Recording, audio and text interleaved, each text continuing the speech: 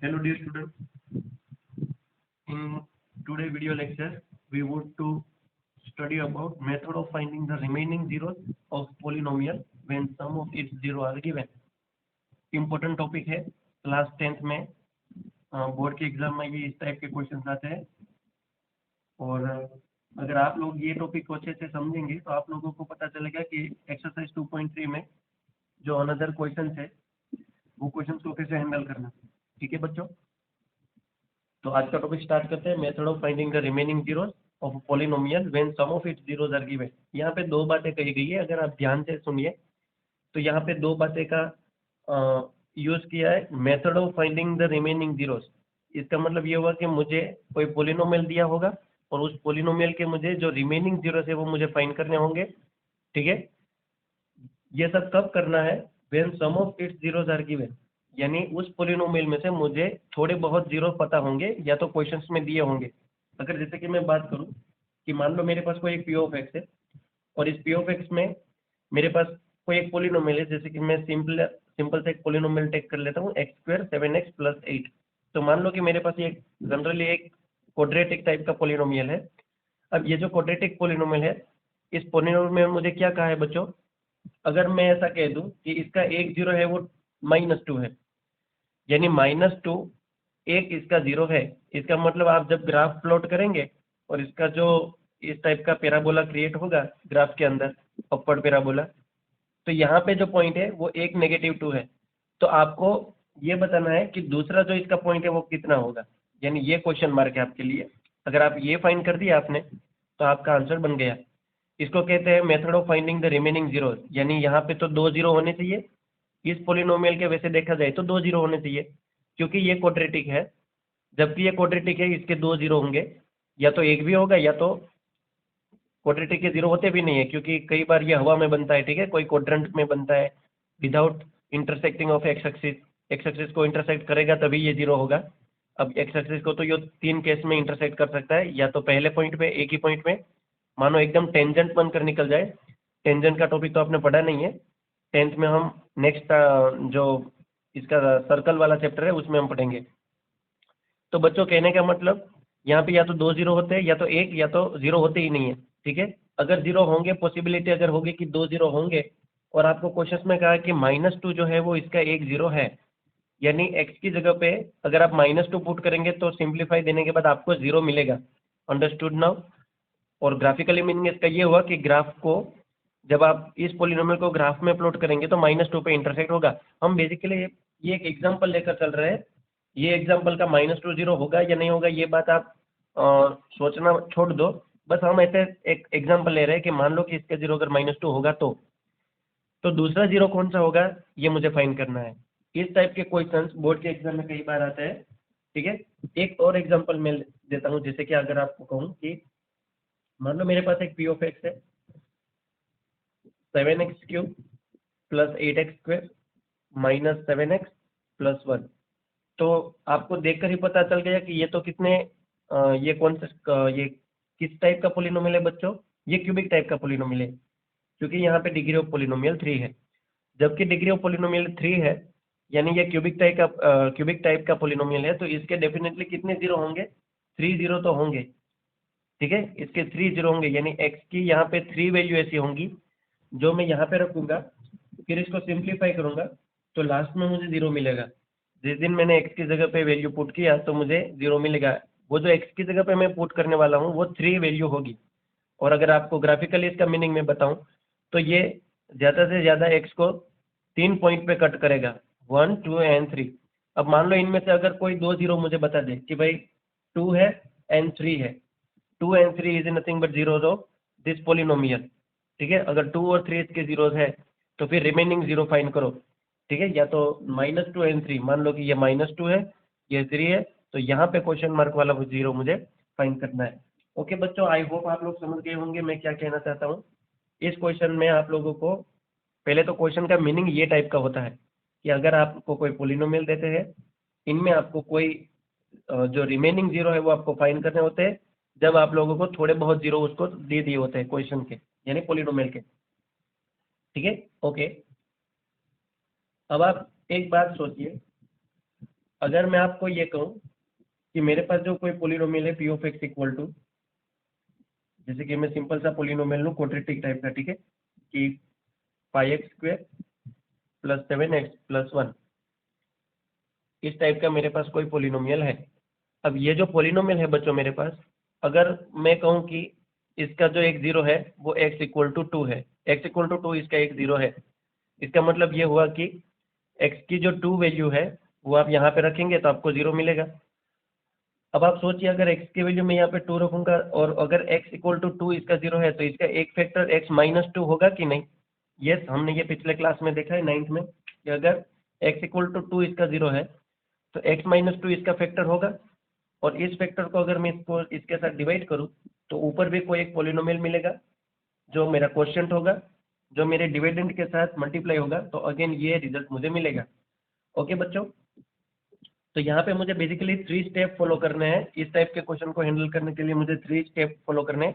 पहला स्टेप ये कि जब मुझे पोलिनोमियल दिया जाए और उसके जीरोस दिया जाए तो जो मेरे पास गिवन जीरो होता है उस गिवन जीरो को पहले मैं मल्टीप्लाई कर दूं और उसको मैं अपने गिवन पोलिनोमियल के साथ डिवाइड कर दूं। जैसे कि एक क्वेश्चन हम स्टार्ट करते हैं, एग्जाम्पल टेक कर देंगे, आपको बहुत समझ में आएगा। क्वेश्चन है, मान लो कि जो रूट है रूट टू इज जीरो।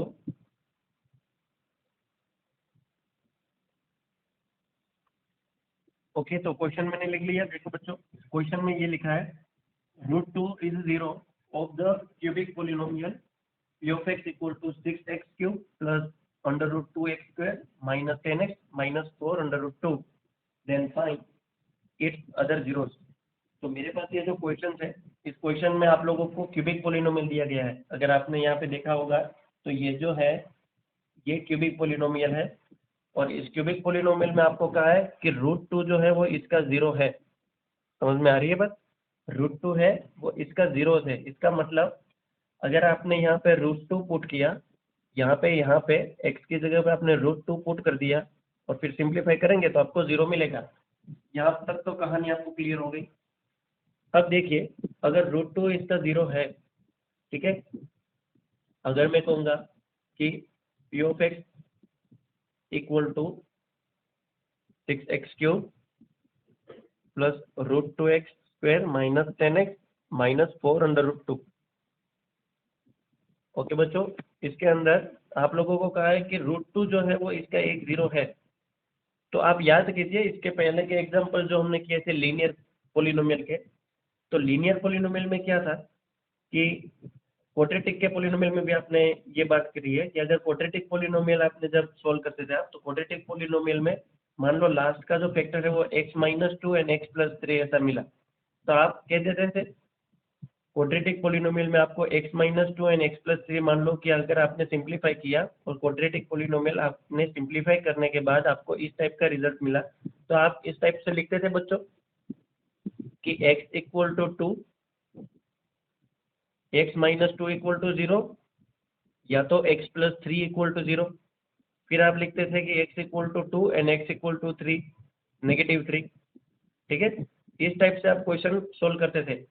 तो कहने का मतलब ये है कि कोई क्वाड्रेटिक पोलिनोमियल जब मेरे पास होता है, मैं इस पोलिनोमियल की बात नहीं कर रहा हूँ अभी, मैं क्वाड्रेटिक पोलिनोमियल का एग्जांपल दे रहा हूँ कि मान लो कोई क्वाड्रेटिक पोलिनोमियल हमने सोल्व किया और वहाँ पे हमें x - 2 और x+3 उस क्वाड्रेटिक पोलिनोमियल के फैक्टर्स मिले, तो हम क्या कहते थे x - 2 इक्वल टू या तो 0 होगा या तो x+3 इक्वल टू 0 होगा, यानी x की वैल्यू फिर 2 मिलेगी या तो x की वैल्यू -3 मिलेगी।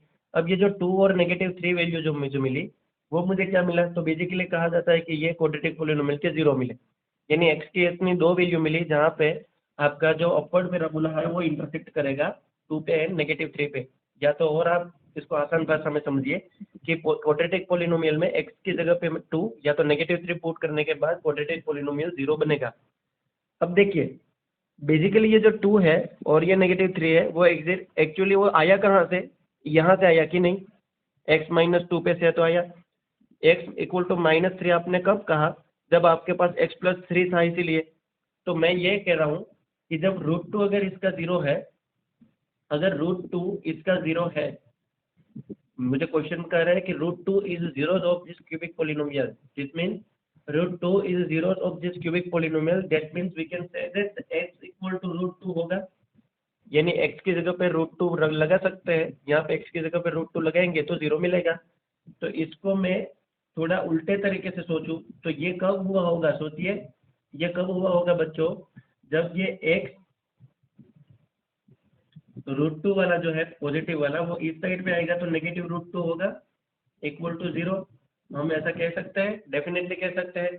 इसका मतलब ये हुआ कि मुझे क्यूबिक पोलिनोमियल दिया था, मुझे कहा था कि √2 इसका 0 है, तो मैंने x इक्वल टू √2 टेक किया। अगर x इक्वल टू √2 है तो √2 को अंदर ले लीजिए तो x माइनस √2 होगा। अब ये जो x माइनस √2 है वो किस टाइप का पोलिनोमियल है, सोचिए। x माइनस √2 है वो कौन से टाइप का पोलिनोमियल है, ये तो लीनियर है। देखिए मैक्सिमम पावर कितनी है, 1 है, तो ये तो लीनियर है।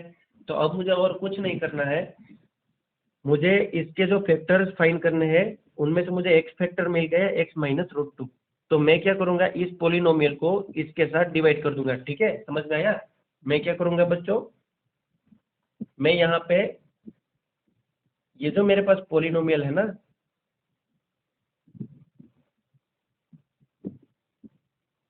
इस पोलिनोमियल को मैं डिवाइड करूंगा x माइनस √2 से। समझ में आ रही है बात। इसको डिवाइड करने के बाद लीनियर इसको डिवाइड करेगा तो ऊपर क्वाड्रेटिक मिलेगा, उस क्वाड्रेटिक को वापस में सिंप्लीफाई करूंगा तो इसके 3 0 मिल जाएंगे। तो चलो क्वेश्चन को करते हैं। ओके बच्चों, तो क्वेश्चन लिख लिया मैंने, मतलब वहाँ पे जगह नहीं थी तो अभी हम स्टार्ट करेंगे। ठीक है, देखिए पोलिनोमियल था, अगेन बता रहा हूँ आप लोगों को, पोलिनोमियल था वो क्यूबिक टाइप का था। यहाँ पे क्या है, √2 उसका एक 0 है, तो इसका मतलब ये हुआ कि x इक्वल टू √2 होगा। जब x इक्वल टू √2 यहाँ पे मैं पुट कर सकता हूँ तो फिर मुझे 0 मिलेगा, और मुझे अनदर जीरोस फाइंड करने हैं। और पोलिनोमियल को देखकर पता चल गया यहाँ पे कि ये जो पोलिनोमियल है वो क्यूबिक टाइप का है। मैक्सिमम डिग्री इसकी 3 है, मतलब इसके 3 0 हो सकते हैं, और ये जो 3 जीरोस है ना उनमें से एक 0 तो मुझे क्वेश्चन में दिया है, मुझे 2 0 फाइंड करने हैं। तो देखिए बच्चों, x इक्वल टू अगर √2 इसका 0 है तो मैं x की जगह पे √2 पुट कर सकता हूँ। तो ये मैंने स्टेटमेंट लिखा, पर मुझे यहाँ पे हालांकि अभी पुट नहीं करना है। अगर ये कब हुआ होगा मुझे ये सोचना है, ये कब हुआ होगा, ये हुआ होगा x माइनस √2 हुआ होगा तब इक्वल टू 0 हुआ। तो देखिए मेरे पास एक फैक्टर मिल गया, तो मैं यहाँ पे लिख सकता हूँ देयरफॉर x, या तो मैं ऐसे लिख सकता हूँ कि if positive √2 is 0 of given p of x, अगर √2 है वो इसका 0 है, देन क्या हो सकता है, x minus √2 is factor of given p of x। समझ में आ रही है बात, मैंने क्या लिखा, अगर √2 इसका 0 है तो ये सिंपल सी बात है कि x माइनस √2 इसका फैक्टर होगा। अब x माइनस √2 जो इसका फैक्टर है तो हम क्या करेंगे, now let 6x³ plus √2x² minus 10x minus 4√2, मेरे पास जो पोलिनोमियल है उसको मैं डिवाइड करता हूँ डिवाइडेड बाय x माइनस √2। मैं इसी फैक्टर के साथ अगर इसको डिवाइड करूँ तो मुझे क्या मिलता है, मैं कहना ये चाहता हूँ कि अगर मैं मेरे पास 15 है और 15 का अगर मुझे पता है कि एक फैक्टर कितना है बच्चों, 15 के मुझे दो फैक्टर फाइंड करने हैं। 15 का एक फैक्टर तो है 3, तो दूसरा फैक्टर कितना होगा, तो डेफिनेटली मुझे अगर इसका दूसरा फैक्टर फाइंड करना है तो मैं 3 के साथ इसको डिवाइड करूंगा। समझ में आ रही बात। तो मैं कहूँगा ना कि 3 5 जा 50, तो फिर मुझे पता चलेगा कि भाई एक फैक्टर तो 3 है, दूसरा फैक्टर मिसिंग था 5, जो मैंने फाइंड कर दिया। मुझे यहाँ पे सेम टू सेम यही कहानी बनानी है। मुझे पता चल गया कि x माइनस √2 जो है वो इसका एक फैक्टर है, तो मैं इसी पोलिनोमियल को डिवाइड करूंगा x माइनस √2 से, तो बाकी के जो रिमेनिंग फैक्टर है वो मुझे क्वेश्चन में मिल जाएंगे। तो चलो देखते हैं। ठीक है, इतना आप वीडियो पॉज करके नोट कर लीजिए, क्योंकि ये क्वेश्चन थोड़ा लंबा होने वाला है तो मैं बहुत बार इसमें रफ करूंगा। ठीक है, आप ये नोट कर लीजिए।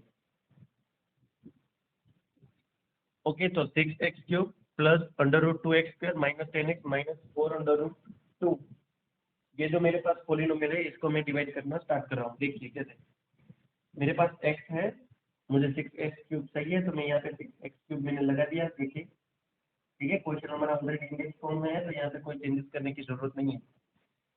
6x³ चाहिए, मैंने लिख लिया यहाँ पे। अब आप सोचिए ऊपर कौन सा टर्म्स में मल्टीप्लाई करूँ x के साथ कि मुझे 6x³ मिल जाए। Definitely it's nothing but 6x²। Okay, so 6x² multiplied by x, then it is given 6x³.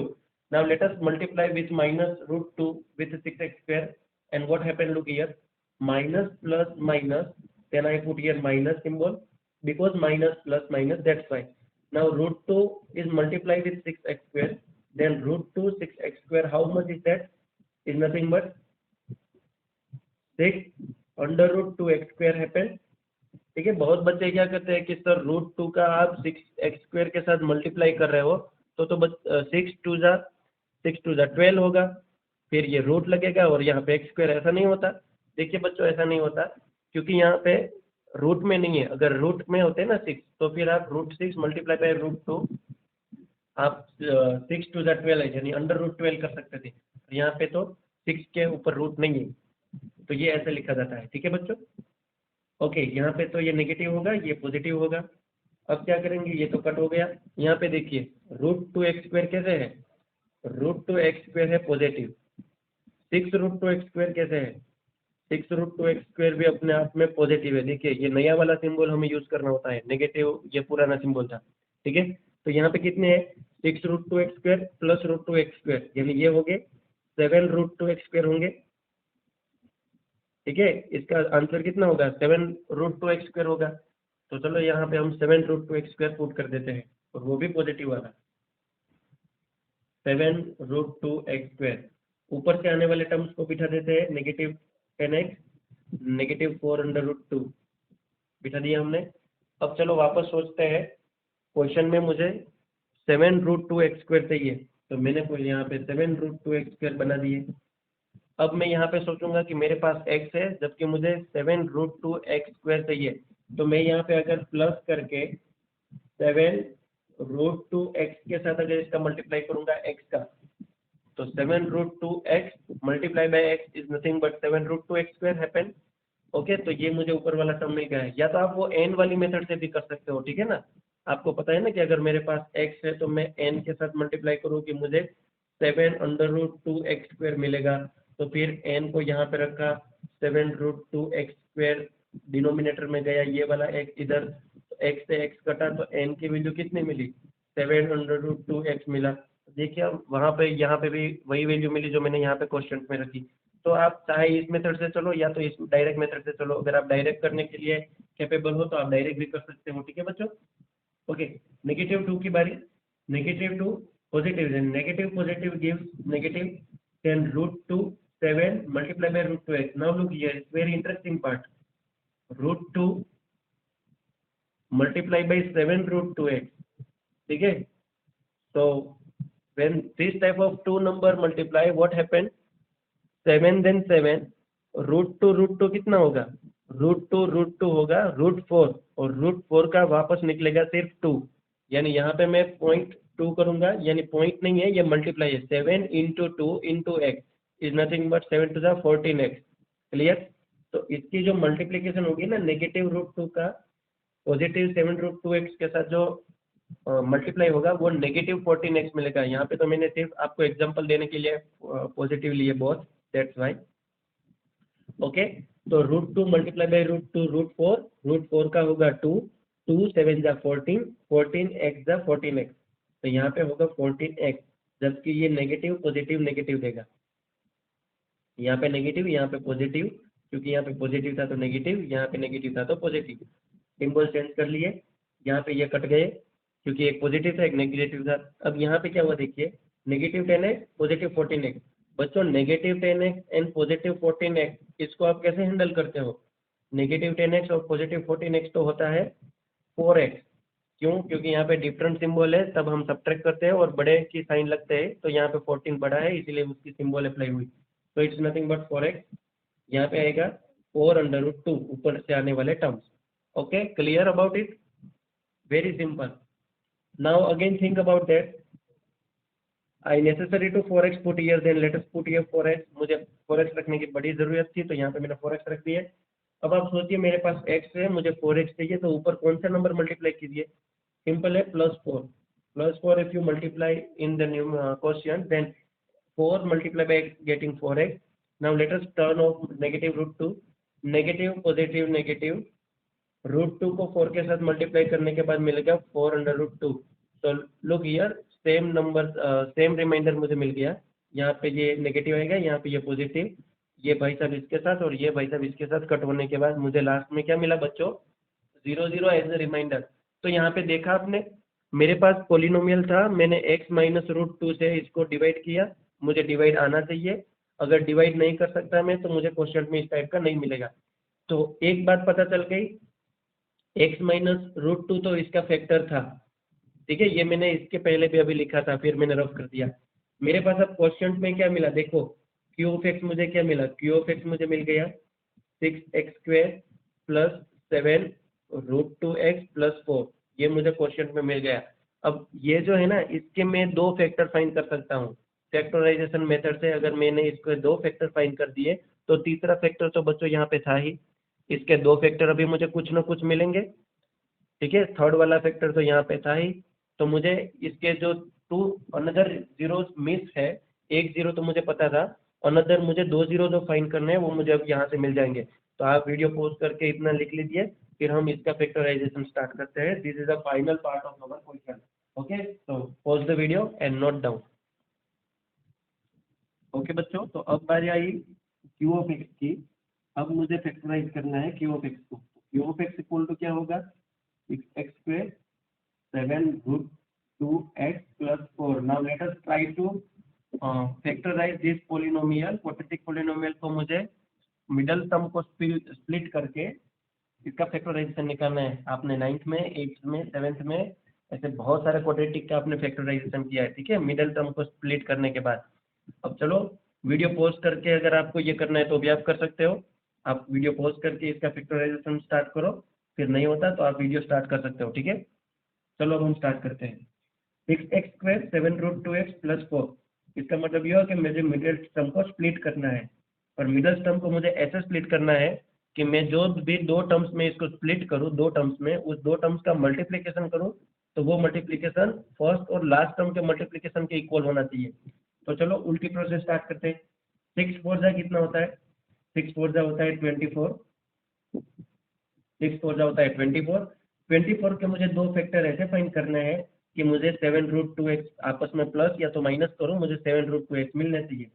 तो वो एक फैक्टर है इसका बच्चों, कि जैसे कि 6 4 जा हम क्या कहते हैं, 6 4 जा 24 बोलते हैं कि नहीं. हाँ, 6 4 जा 24 होता है.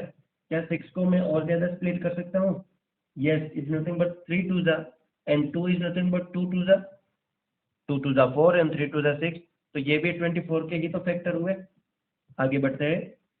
क्या बच्चों इसको मैं और दूसरे डिफरेंट तरीके से लिख सकता हूँ, यस. कैसे, देखिए 3 को मैं 3 रखता हूँ और 2 2 जा मैं 4 कर दूँ एंड 2 का 2 कर दूँ, तो भी तो बात 24 की ही हुई, क्योंकि 3 4 जा 12 एंड 12 2 जा 24. ओके बच्चों, अब यहाँ पे देखिए इस 2 को अगर मैं 4 5 6 एंड 7, देखिए 4 5 6 एंड 7, अगर ये दोनों को मैं प्लस करता हूँ तो मुझे 7 तो मिल गया. 4 5 6 एंड 7, मतलब ये दोनों को प्लस करने के बाद मुझे 7 तो मिल गया. अब रूट 2 मैं कहाँ से लाऊँ, तो सिंपल है, मुझे रूट 2 अगर चाहिए तो मैं इस 2 को ही स्प्लिट कर देता हूँ. 3 का 3, 4 का 4, and we all know that 2 is nothing but root 2 into root 2 4. अब बात समझ में आई आपको. रूट टू को अगर हम मल्टीप्लाई करेंगे तो मुझे सिर्फ 2 ही मिलेगा, क्योंकि root two root 4 and under root 4 का होगा सिर्फ 2. तो अगेन ये भी मैंने 24 ही बनाया, इतना मल्टीप्लिकेशन करने के बाद 24 ही मिले. तो अगर मैं कहूँ कि 24 के मुझे दो फैक्टर मिले, 3 under root 2 and 4 under root 2, 4 under root 2, ये दो फैक्टर मुझे ऐसे मिले जो मुझे 24 बना देते हैं. देखिए 4 3 जा 12, रूट 2 इंटू रूट 2 सिर्फ 2 एंड 12 2 जा कितना 24, यानी अगेन मुझे 24 तो मिल गए. बट बेनिफिट यहाँ से दूसरा ये हुआ बच्चों कि ये दोनों फैक्टर का मैं यूज यहाँ पे कर सकता हूँ.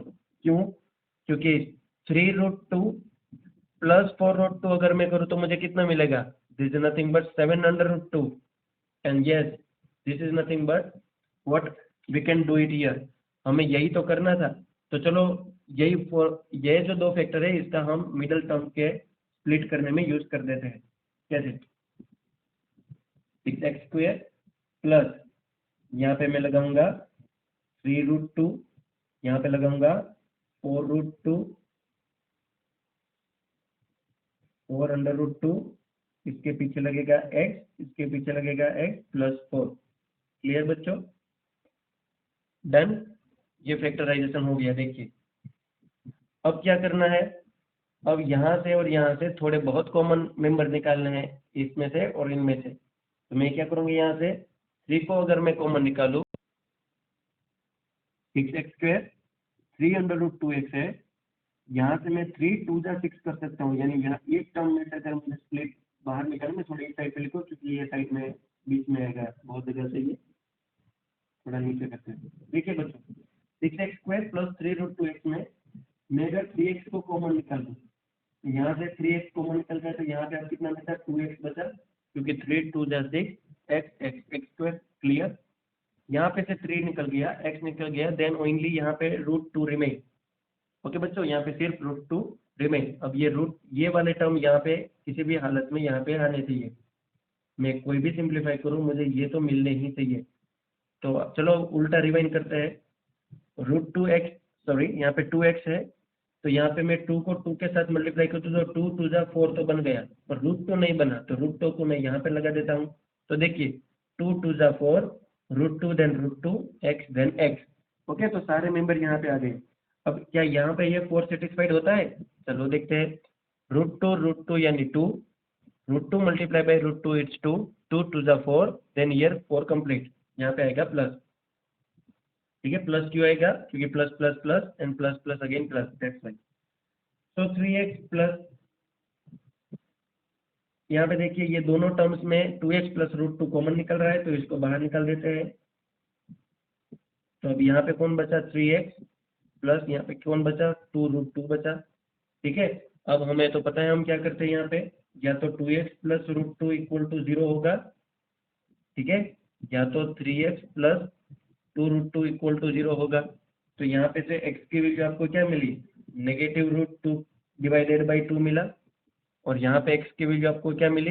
-2√2 डिवाइडेड बाई 3 मिला। यानी आप लोगों के जो 2 0 मिसिंग थे बच्चों, वो 2 0 आप लोगों को मिल गए। कैसे मिले? ऐसे। तो देखा क्वेश्चन के, हालांकि 3 0 होने चाहिए क्योंकि ये क्यूबिक पोलिनोमियल था, तो ये क्यूबिक पोलिनोमियल के 3 0 कौन कौन से होंगे, मैं यहाँ पे थोड़ा साइड में रफ करके लिख लूँ। ठीक है बच्चों, 3 0 कौन कौन से होने चाहिए? एक था √2 जो मुझे क्वेश्चन में दिया था, और मैंने जो अभी फाइंड किया वो -√2 divided by 2 and -2√2 divided by 3। ये 3 0 होने चाहिए मेरे क्यूबिक पोलिनोमियल के। एक दिया था और मैंने 2 फाइंड किए। तो ये इस टाइप के क्वेश्चन हैंडल होते हैं जो डायरेक्टली बच्चों, डायरेक्टली आपको 3 मार्क्स में आते हैं ये क्वेश्चन। ठीक है, डायरेक्टली 3 मार्क्स में ये क्वेश्चन आते हैं। हमने एक क्वेश्चन देखा। ठीक है बच्चों, चलो दूसरा क्वेश्चन एक ऐसे हैंडल करते हैं। ओके बच्चों, क्वेश्चन लिख लिया है। √3, सॉरी, पोलिनोमियल मेरे पास है 3x⁴ -11x³ -x² plus 33x -24। एक बार मैं देख लूँ कि सिंबल में मिस्टेक नहीं है। -11x³ -x² plus 33x -24। Okay, ठीक है, क्या कहा है क्वेश्चन में? चलो देख लेते हैं। क्वेश्चन तो वैसे बड़ा है, आपके स्क्रीन के सामने मैंने पूरा नहीं लिखा, मेरे पास जो लिखा हुआ है वो बड़ा क्वेश्चन है। ठीक है, पर आपके पास मैंने स्क्रीन में से नहीं लिखा क्योंकि स्क्रीन छोटी है। चलो देखते हैं क्या करना है। बच्चों यहाँ पे देखिए पोलिनोमियल मेरे पास है, ये बायोक्वाड्रेटिक है क्योंकि क्यूबिक से भी ऊपर है। देखिए 4x, इसके मैक्सिमम डिग्री ऑफ पोलिनोमियल कितनी है? 4, यानी इसके नंबर ऑफ जीरोस कितने होंगे? नंबर ऑफ जीरोस होंगे 4। ठीक है, ये हमने देखा था पिछले वीडियो लेक्चर में कि भाई जितनी डिग्री पॉलिनोमियल होता है उसके उतने जीरो होते हैं। यहाँ पे इसके 4 जीरो होने चाहिए। ठीक है, इनमें से मेरे पास अवेलेबल जीरोस कितने हैं? सिर्फ 2 ही जीरोस है, एक है √2 और सॉरी √3 एंड -√3।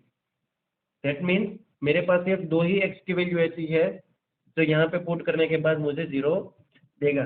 ठीक है, और वो 2 जीरोस कितने हैं? √3 है -√3। मुझे कहा है then find other, what that mean?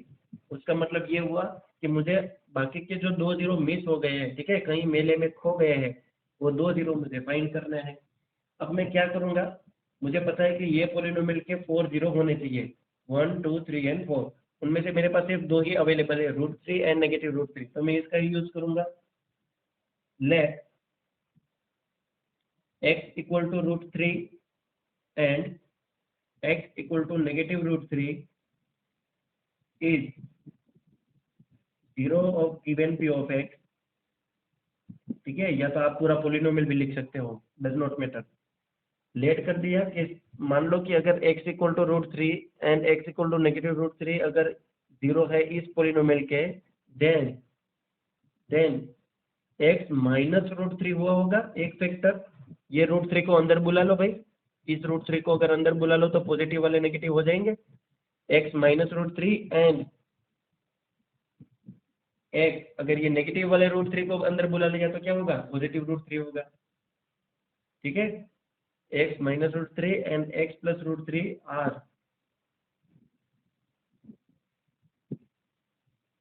Factor of given p of x, ठीक है। ये दोनों इसके फैक्टर होंगे, समझ में आ रही है बात। यानी 3x⁴ minus 11x³ minus x² plus 33x minus 24 कब हुआ होगा, जब आप लोगों ने x माइनस √3 को, x प्लस √3 को, उसके बाद भी कोई दोनों और उसके बाद भी कोई दोनों, ये से 4 ब्रैकेट को आपने मल्टीप्लाई किया होगा तो आप लोगों को इतना बड़ा पॉलिनोमियल मिला होगा। बात समझ में आ रही है। बात तो यही है, वापस 15 को मैंने जब 3 के साथ और कोई नंबर के साथ मल्टीप्लाई हुआ होगा तभी तो ये 15 हुआ होगा। तो मेरे पास अभी 3 अवेलेबल है, 5 मिसिंग है। अब ये बड़े पैमाने पे आप सोच लो, इतने बड़े पोलिनोमियल में ये 2 जीरो मेरे पास है, यानी 2 फैक्टर मुझे मिल गए। क्योंकि √3 और -√3 अगर इसके जीरोज होते हैं ये पोलिनोमियल के, तो सिंपल सी बात है बच्चों, x प्लस √3 और x -√3 इसके फैक्टर होंगे, ये 2 फैक्टर होंगे और बाकी के 2 मिसिंग है। अब ये जो 2 फैक्टर है इसको अगर मैं मल्टीप्लाई कर दूँ तो क्या होगा, अगर ये 2 फैक्टर को मैं वापस में मल्टीप्लाई करूंगा तो मुझे एक क्वाड्रेटिक पोलिनोमियल मिलेगा और बाकी का मिसिंग है वो मुझे क्वोशिएंट में मिलेगा। और वो जो क्वोशिएंट है, मैं कहना ये चाहता हूँ कि देखिए वापस में पूरा का पूरा लिखूं,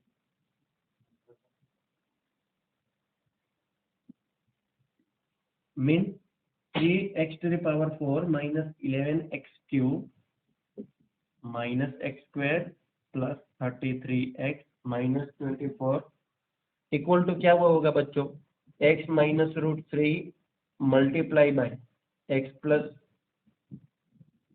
√3 मल्टीप्लाई बाय कोई ब्रैकेट और मल्टीप्लाई बाय वापस कोई ब्रैकेट, जैसे 4 ब्रैकेट यानी 4 फैक्टर हुए होंगे इसके 4 फैक्टर होंगे, because 4 is nothing but degree of polynomial, that's why हमने पता लगा लिया कि भाई 2 फैक्टर तो हमारे सामने है, ये 2 वाले मिसिंग है। अब ये 2 फैक्टर मल्टीप्लाई वाले अगर मैंने इस साइड पे भेज दिए तो ये क्या होगा, ये डिवाइड में चले जाएंगे, x माइनस √3 x प्लस √3 ये डिवाइड में चले गए। देखो तो अब यहाँ पे कौन बचा, यहाँ पे सिर्फ ये 2 वाले ब्रैकेट बचे, जो एम्प्टी ब्रैकेट है, ये एम्प्टी ब्रैकेट मुझे फाइंड करना है। अब ये क्या है, this is nothing but factor, this is nothing but quotient of this whole process. इस पोलिनोमियल का मैंने इसके साथ डिवाइड किया तो मुझे ये मिल जाएगा। अब ये पोलिनोमियल कौन सा है, देखिए यहाँ पे x का मल्टीप्लाई होगा x के साथ, x का मल्टीप्लाई होगा x के साथ तो ये होगा x², उसी x का मल्टीप्लाई होगा √3 के साथ तो ये होगा पॉजिटिव √3x। फिर किसकी बारी, नेगेटिव √3 की, नेगेटिव √3x के साथ मल्टीप्लाई होगा तो क्या होगा, नेगेटिव √3x होगा।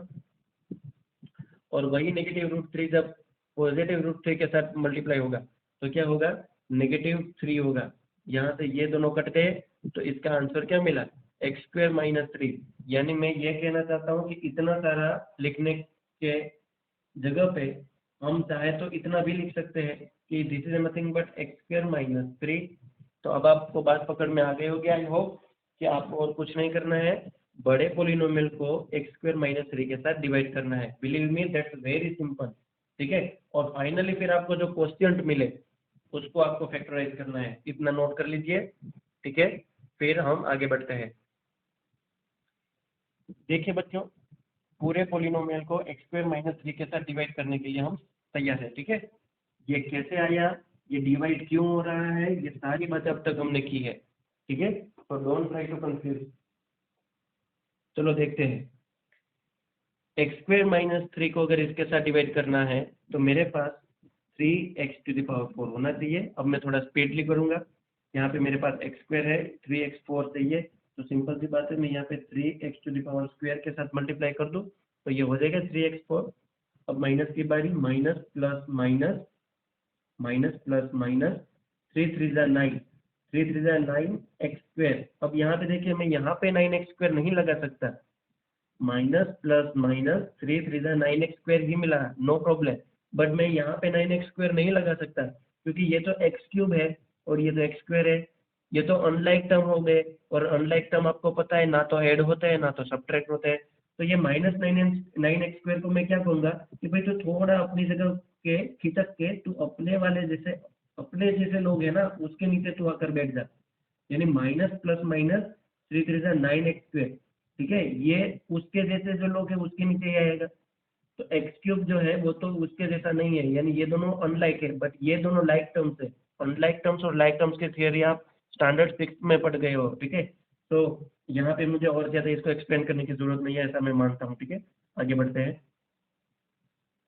देखिए, इसको सिंप्लीफाई करना है, ये नेगेटिव होगा ये पॉजिटिव होगा, ये तो इससे कटे। 11x³ चुपचाप नीचे आ जाएगा। अब इसकी बारी, यहाँ पे नेगेटिव है यहाँ पे पॉजिटिव है। भाई नेगेटिव x² और पॉजिटिव 9x², जब मैं छोटा बच्चा था ना, मुझे तो ऐसे वर्टिकल में सिंप्लीफाई देना मुझे अच्छा लगता ही नहीं था। जब मैं 10th क्लास में पढ़ता था मुझे ऐसा बिल्कुल अच्छा नहीं लगता था कि भाई मैं वर्टिकली सॉल्व करूँ। तो मैं क्या करता था, ऐसे टर्म्स को मैं हॉरिजॉन्टल लिख लेता था। x² नेगेटिव है, 9x² की अभी अभी जो साइन मिली उसको पॉजिटिव वाली वो मैंने यहाँ पे रख दी, और फिर इसको मैं सिंप्लीफाई कर देता था कि ये तो क्या होगा, एक नेगेटिव एक पॉजिटिव है तो सब्ट्रैक्ट होगा। 9 में से एक निकला तो 8x², जबकि 9 बड़ा है तो पॉजिटिव सिंबल लगेगा। इसका मतलब ये वर्टिकल वाले की जो बात है वो 8x² जितनी होती है, तो मैं यहाँ पे चुपचाप 8² लिख देता था। आई होप आप लोग भी ऐसा करेंगे, ऐसी उम्मीद रखते हैं, ठीक है। बाकी वाले जो टर्म्स है उसको भी चुपचाप नीचे उतार लो, ठीक है। नीचे बिठा दिया। Okay, finally, -11x³ is necessary terms. Then let us put here -x³. Now think about it.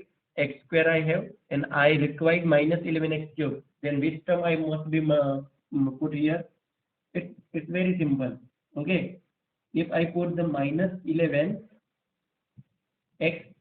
-11x मैंने यहाँ पे पुट कर दिया, तो देखिए x² मल्टीप्लाई बाई x तो x³ हो जाएगा, और -11 बन जा -11, -3 का आएगा मेरी बारी। ले भाई तू भी मल्टीप्लाई हो जा, नेगेटिव नेगेटिव क्या होगा पॉजिटिव। 11 3 33 है, तो 33x डायरेक्ट इसके नीचे बैठेंगे, इसके नीचे नहीं बैठेंगे, क्योंकि यहाँ पे 11 3 33 x multiply by nothing then x। अगर यहाँ पे 11x² होता तो x² इसके नीचे आता, ठीक है। आई होप आप समझ गए होंगे। माइनस माइनस प्लस, ये बड़ी सी लाइन, ये पॉजिटिव ये नेगेटिव, ये कट गया, 8x² ऊपर से आया, ये भी कटे क्योंकि 33x पॉजिटिव 33x नेगेटिव। तो यहाँ पे क्या बचा, सिर्फ 24, ये वाले मैंने यहाँ पे पुट कर दिए। अब आप देखिए 8x² चाहिए तो 8x² आ गए मेरे पास।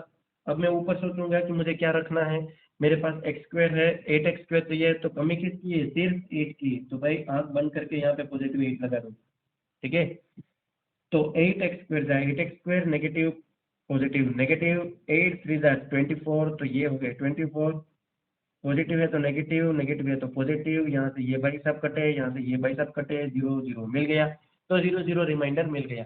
तो कहने का मतलब ये है कि क्वेश्चन में मुझे क्या मिला, Q of x I getting 3x² -11x + 8, this is nothing but my question. समझ में आ रही है बात। यानी पूरे पोलिनोमियल को जब x² -3 के साथ कट किया तो ऊपर मुझे ये मिला। अब मैं क्या करूंगा, अब मुझे इसके फैक्टर निकालने हैं। इसके दो फैक्टर कौन कौन से होंगे, इसके दो फैक्टर निकालना, यानी 8 3 24, 8 3 व्हाट 8 3 24, 24 के दो मेंबर ऐसे फाइंड करने हैं जो मिडिल टर्म को स्प्लिट करने में मेरी हेल्प करे, और वो उस टाइप से होने चाहिए कि आपस में प्लस या तो माइनस करूं, मुझे -11x मिलने चाहिए। It's very simple. कौन सा वो होगा, 8 3 24 कर सकता हूँ, क्योंकि 8 3 24 होता है, और 8 और 3 का अगर मैं प्लस करूँ तो 8 9 10 और 11 मुझे 11 मिल जाता है। बट प्लस करने के लिए मुझे दोनों कैसे होने चाहिए, नेगेटिव करने पड़ेंगे। So let us use the 8 and 3।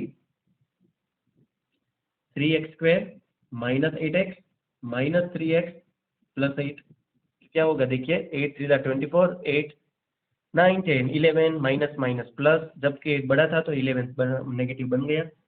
पर थोड़ा इसको डिफिकल्ट, मैंने माइनस 8 यहाँ पे रखा, माइनस 3 ऐसे रखा। चाहे तो मैं ऐसे भी रख सकता था। ऐसा क्यों रखा, क्योंकि सिंप्लीफाई में मुझे इजी बन जाए। 3x कॉमन निकाल दिया, मैंने और कुछ नहीं किया, नेगेटिव 3 को यहाँ पे लगा दिया, माइनस 8 को थोड़ा पीछे रख दिया। टर्म्स तो वही है, ठीक है बच्चों, इक्वल टू तो इक्वल टू। यहाँ पे बचा 3x, यहाँ से कॉमन निकल गया तो यहाँ पे सिर्फ x बचा, यहाँ पे -1, x -1 यहाँ पे जरूरी है, तो यहाँ पे बचेगा -8, क्योंकि -8 8 जा माइनस माइनस प्लस 8 1 जा 8। क्लियर।